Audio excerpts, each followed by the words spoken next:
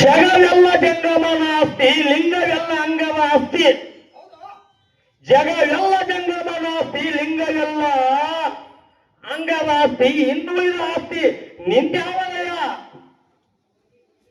ರಾಮೇಶ್ವರ ಏನೋ ಒಂದು ವಚನದ, ಆದ್ರ ವಚನ ಸಾಹಿತ್ಯದವರು ತಪ್ಪ ನಿಮಗ್ ತಪ್ಪ.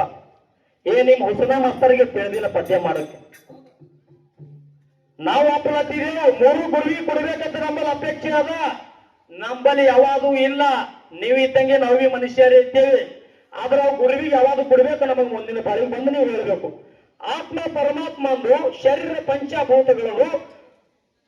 ಮನ ಅಂದ್ರ ಆಕಾಶದ, ತನು ಮನ ಧನ, ಇವು ಮೂರು ಬ್ಯಾರೆದವ್ರದೇವ, ನಮಗೂ ಏನೂ ಇಲ್ಲ. ಇವು ಯಾರಿಗೆ ಕೊಡ್ಬೇಕು? ಸುಮ್ಮ ಕೊಡು ಅಂದ್ರೆ ನಿಮ್ಮ ನೌಕರಿ ಗಿಕ್ರಿ ಇದ್ದೇವು.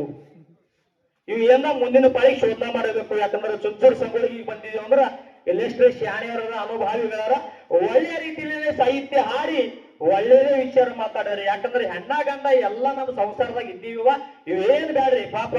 ಅವ್ರ ಗಂಡ ಆದವರು ನಾವು ಹೆಣ್ಣಾದೇವ್ ಪಾಪ. ನಾವು ಸ್ವಾಮಿಯವರಿಗೆ ಬೈಬೇಕು, ಸ್ವಾಮಿಯವ್ರು ನಮಗ್ ಬೇಕು. ಸ್ವಾಮಿ ಬಿಡುದಿಲ್ಲ ನಮಗೆ ಜೋಡಿ ಶ್ರೀಮಂತವ್ರು ಬಂದ್ರೆ ಅವ್ರಿಗೆ ಬೈಬೇಕು, ಅವ್ರು ನಮಗ್ ಅವ್ರು ಬೇಡ. ಒಳ್ಳೆ ಸಾಹಿತ್ಯ, ಯಾಕಂದ್ರೆ ಇಲ್ಲಿ ಬಬಲಾವ್ ಮುತ್ತಿಯವ್ರದ್ದು ಮಠ ಎಲ್ಲ ಪ್ರಭಾವ ಬರ್ತದೆ. ಒಳ್ಳೆ ಜ್ಞಾನ, ಒಳ್ಳೆ ಸಾಹಿತ್ಯ ಆಡ್ಬೇಕಂತ ನಮ್ಮ ಅಪೇಕ್ಷೆ ಅದ. ಅದೇ ರೀತಿಯಲ್ಲಿ ಮಾಡ್ಯಾರ. ನಾವು ನೀವು ಕಲ್ತಿ ಈಗ ಏನ ಇದು ಹಂಗೆ ಯಾರಿಗೆ ಕೊಡ್ಬೇಕು ನೀವು ಮುಂದಿನ ಪಡಿ ನಮಗೆ ಹೇಳ್ಬೇಕು.